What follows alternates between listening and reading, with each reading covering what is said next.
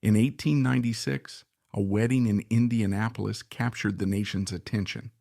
The groom was 62-year-old former President Benjamin Harrison.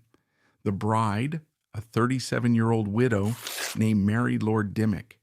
It should have been a day of pure celebration. But in the front row, two of the most important guests were conspicuously absent: the president's own children. They, who were older than their new stepmother, had disowned their father and publicly boycotted the marriage. To them, this was not a wedding. It was an unforgivable betrayal of their late mother, a woman, the bride, Mary, once affectionately called Auntie. This is the forgotten story of Mary Lord Harrison, the woman who married a president and walked into a relentless war with her own family. A war where love came at the price of isolation, and a good name was met with a bitter public scandal. Join us as we uncover the tragedy of the woman who became an outsider in her own home. To truly understand the storm Mary stepped into, we have to transport ourselves back to the American Gilded Age of the late 19th century. This was an era of breathtaking contradictions. Titans of industry like Carnegie and Rockefeller were building empires of steel and oil, amassing fortunes that dwarfed those of European royalty.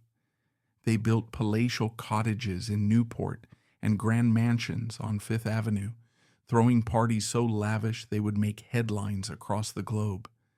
But beneath this glittering surface, society was governed by a set of rules as rigid and unyielding as the corsets worn by its women. This was the world of old money versus new money, of intricate social ladders and devastating social falls. At the pinnacle of this world were the gatekeepers of propriety, and for a woman her value was intrinsically tied to her reputation, her family name, and the suitability of her marriage. A woman's role was to be a gracious hostess, a devoted mother, and a silent guardian of her husband's legacy. Stepping outside these lines even slightly could lead to social ruin. Into this world came Benjamin Harrison, the 23rd President of the United States. He was a man of immense dignity, a respected lawyer, a Union Army general, and a grandson of the 9th President, William Henry Harrison. He was the embodiment of old money principles, stoic, deeply religious, and fiercely private. His wife, Caroline Scott Harrison, was his perfect counterpart. As First Lady, she was universally beloved. She was a woman of substance and grace who founded the prestigious Daughters of the American Revolution, oversaw the first major modernization of the White House, installing electricity, and designed the first White House China service. To the American public, and especially to her own children, Caroline wasn't just a wife and mother. She was a matriarch, a national treasure, the unshakable pillar of the Harrison family. Her death from tuberculosis in the White House in 1892, just 2 weeks before her husband lost his re-election bid, was a moment of profound national mourning. The entire country grieved with the stoic, heartbroken president. It was into this deep, personal, and very public void of grief that our story's protagonist was about to step. And she wasn't a stranger. In a twist that made the eventual scandal all the more shocking, she was family. Mary Scott Lord was born in 1858 in a small Pennsylvania town. She came from a respectable family, but one far removed from the political dynasties and industrial megafortunes of the era.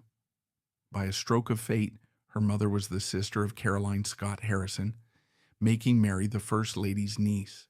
She grew into a bright, capable, and attractive young woman, and in 1881 she married Walter Dimmock, a promising young lawyer. For a brief time, it seemed her life was set on a conventional, happy path, but tragedy struck early. Just a year into their marriage, Walter died suddenly, leaving Mary a widow at the tender age of 24. Her life now uncertain, Mary relied on the support of her extended family, including her influential aunt in the White House. In 1889, during Benjamin Harrison's presidency, Caroline, whose health was beginning to show signs of strain, invited her young, widowed niece to come live with them. Mary's official role was to serve as her aunt's social secretary, helping manage the crush of duties that came with being First Lady. It was a position of trust and intimacy. Mary was there day in and day out at the very heart of the Harrison family. She assisted her aunt, she saw the private side of the president, and she grew close to the Harrisons' two adult children, their son Russell and their married daughter Mary, known as Mamie McKee, who also lived in the White House with her own family. For a time, Mary Dimmock was the perfect supportive family member. She was a comfort to her ailing aunt, a quiet presence who helped keep the grand machinery of the White House running smoothly. She was present during Caroline's final painful decline. She witnessed the family's profound grief firsthand. She was, for all intents and purposes, an insider, and that is precisely what made what happened next so explosive. After President Harrison lost the election and his wife passed away, he returned to his stately home in Indianapolis, a lonely and defeated man. Mary, her duties in Washington over, eventually returned to her life, but a connection had been forged in the crucible of shared grief. The former president and his late wife's young niece began to correspond. At first, the letters were likely ones of comfort and shared remembrance, but slowly, over the course of 2 years, the tone began to shift. A deep intellectual and emotional bond began to form between the 60-year-old statesman and the 35-year-old widow. Benjamin Harrison, known to the public as the human iceberg for his cold and formal demeanor, revealed a different side in his letters to Mary. He was warm, thoughtful, and deeply lonely. In Mary, he found a vibrant intellect and a compassionate heart that brought warmth back into his life. For Mary, a woman who had already known the sorrow of losing a husband young, this older, distinguished man offered stability, companionship, and a profound love she never expected to find again. They fell in love, but they knew with absolute certainty that their love would be seen by the world, and especially by his family, as a betrayal. In late 1895, the news broke, and it hit society like a thunderclap. Former President Benjamin Harrison was engaged to be married to Mrs. Mary Dimmock, his deceased wife's niece, a woman 25 years his junior, who had lived under his own roof as his first wife's assistant. The scandal was immediate and intense. The public, who had mourned Caroline so deeply, felt a sense of unease, but the public's reaction was a whisper compared to the roar of condemnation that came from Harrison's own children. Russell and Mamie were not just surprised, they were horrified and deeply wounded. To them, this was an unforgivable transgression. Their father was not just marrying again, he was marrying their own cousin, a woman who was part of their intimate family circle during their mother's final days. They saw it as an insult to their mother's sacred memory. They felt Mary was an opportunist who had taken advantage of their father's grief. The age gap only fueled their sense of impropriety. Mamie was, in fact, the same age as her new stepmother-to-be. Their response was swift, public, and brutal. They issued statements to the press, effectively disowning their father's decision. They pleaded with him to reconsider, to think of their mother's legacy and the family's good name. When he refused, steadfast in his love for Mary, they severed all contact. They announced that they would not, under any circumstances, attend the wedding. One of the most poignant and rarely mentioned details of this family schism was a letter Mamie reportedly wrote to her father, in which she allegedly stated, "I can only hope that in your new life you do not forget the one who was your devoted partner for 40 years and is now sainted in heaven." The line was a dagger, drawn between a father's past and his future. The wedding took place on April 6, 1896, at St. Thomas Protestant Episcopal Church in New York City. It should have been a grand affair for a former president. Instead, it was a small, subdued ceremony, notable more for who wasn't there than who was. The pews that should have held the groom's proud son and daughter were conspicuously empty. Benjamin Harrison, a man who had commanded armies and led a nation, stood at the altar to marry the woman he loved, publicly abandoned by his own children. For Mary, her wedding day, a day meant to be filled with joy, was forever tainted by the heavy shadow of her new family's rejection. She gained a husband, but she inherited a family war. Life for Benjamin and Mary settled into a new rhythm in Indianapolis. Despite the family turmoil, their private life together was, by all accounts, one of genuine happiness and contentment. They shared a love of literature, law, and quiet domesticity. In the grand house on North Delaware Street, they created a sanctuary for themselves, a world away from the judgment of society and his estranged children. In 1897, their joy was compounded by the birth of their only child, a daughter named Elizabeth. For the aging former president, this late-in-life fatherhood was a source of immense delight. But the family schism never healed. Russell and Mamie remained distant, their relationship with their father irrevocably fractured. Family holidays and milestones were marked by their absence. While Benjamin found personal solace with Mary, the cost was the loss of his first family. This placed Mary in an impossibly difficult position. Every moment of happiness she shared with her husband was a reminder of the family ties he had severed to be with her. She was the cause of the rift, and no amount of kindness or decorum on her part could seem to bridge it. This period reveals one of the most emotionally striking untold aspects of Mary's story, her quiet endurance. We have no record of her lashing out or defending herself publicly. She absorbed the criticism and the coldness with a silent grace. Imagine the internal fortitude required to live with the knowledge that your husband's children despise you, to raise a daughter who would barely know her older half-siblings, and to do it all under the watchful eye of a society still whispering about the scandal of your marriage. Her strength was not in fighting back, but in building a loving home and a happy life with her husband, creating a private world of warmth to counteract the coldness outside. Their time together, however, would be tragically short. In March 1901, after catching a cold that quickly developed into pneumonia, Benjamin Harrison died with Mary by his side. They had been married for less than 5 years. At 42 years old, Mary was a widow once again, now left to raise their 4-year-old daughter, Elizabeth, alone. And the family battle was far from over. Benjamin Harrison's death did not bring reconciliation.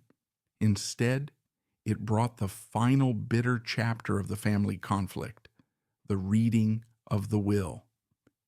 Harrison, in a move that demonstrated his unwavering devotion to his second wife, left the bulk of his considerable estate, including the family home in Indianapolis, to Mary and their young daughter, Elizabeth. His older children, Russell and Mamie, were left with smaller, though still substantial inheritances and family heirlooms. For them, this was the final insult. It was a clear posthumous statement of their father's priorities. The financial arrangements solidified the emotional distance, creating new resentments that would fester for years. Legal wrangling over the estate further deepened the divide, ensuring that any chance of a truce died with the former president. Now Mary faced a new, lonely chapter.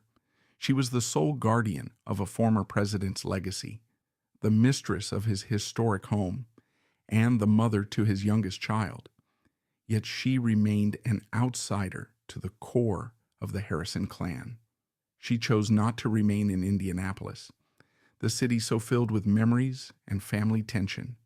Instead, she moved to New York City seeking a degree of anonymity for herself and her daughter. For the next 47 years, nearly half a century, Mary Lord Harrison lived a life of quiet dignity and purpose. She never remarried. Her entire focus was on two things: raising Elizabeth and meticulously preserving her husband's memory. She became the gatekeeper of his legacy. She compiled and edited his papers and speeches for publication, ensuring his voice would endure. She carefully managed his estate and played a crucial role in seeing that the Harrison home in Indianapolis was eventually preserved as the presidential museum it is today. In a profound historical irony, the woman who was once accused of tarnishing the Harrison name became its most devoted and effective protector. While his older children moved on with their own lives, it was Mary who curated the memory of the 23rd president for future generations. She outlived both of her stepchildren. She saw her daughter Elizabeth grow up, marry, and have children of her own. She lived long enough to see the passions of the Gilded Age fade into history, becoming a respected, if somewhat reclusive, matriarch in her own right. The controversy surrounding Mary Lord Harrison's marriage offers a fascinating window into the social pressures of her time. Was the family's reaction a justified defense of a beloved mother's memory, a raw and understandable expression of grief? Or was it an overblown, cruel response, fueled by jealousy and a rigid adherence to social codes that could not bend for human happiness? History holds no easy answer. It's tempting to paint Russell and Mamie as villains, but one must also empathize with the pain of seeing their father, so soon after their mother's death, turn to their much younger cousin for comfort and love.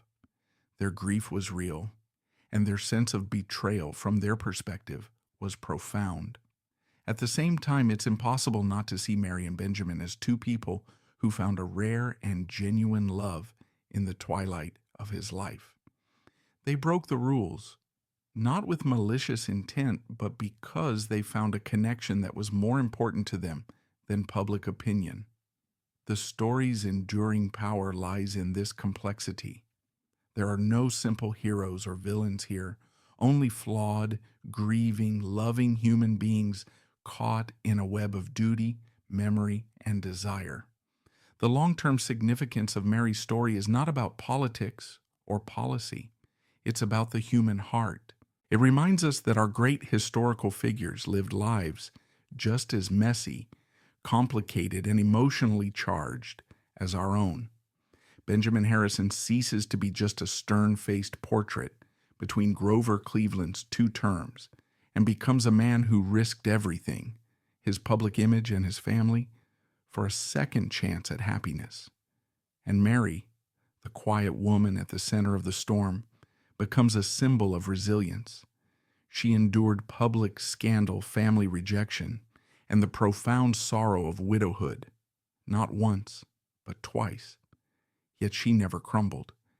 Instead, she built a life of meaning, raised a daughter, and single-handedly preserved the legacy of the man she loved, the very man whose family had once shut her out. She proved that one's worth is not defined by the acceptance of others, but by one's own quiet strength and integrity. So in the end, what are we to make of Mary Lord Harrison?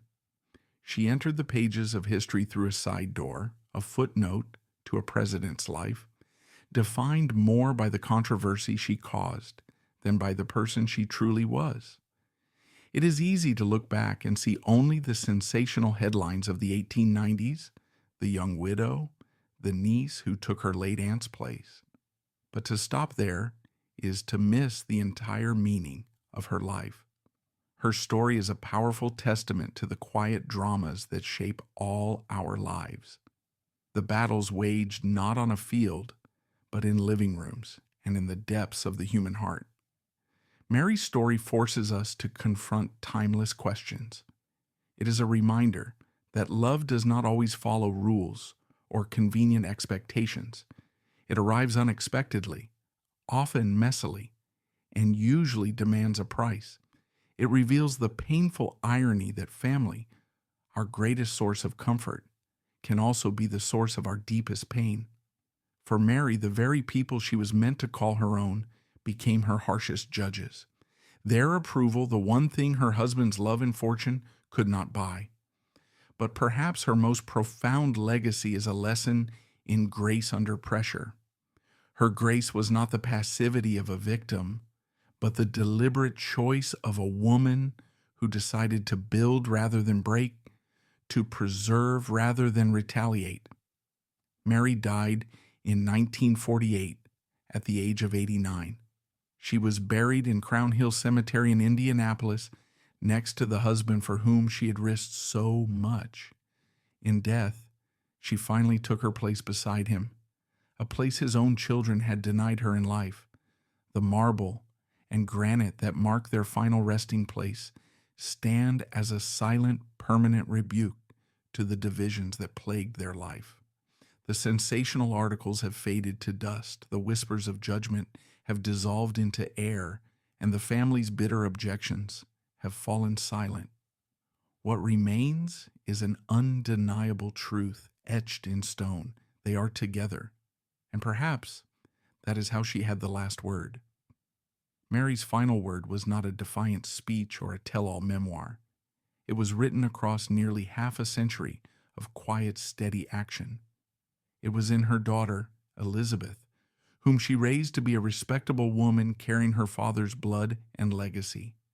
It was in the thousands of presidential documents she painstakingly compiled and published, ensuring history would remember Benjamin Harrison in his own words, not in the gossip of his detractors.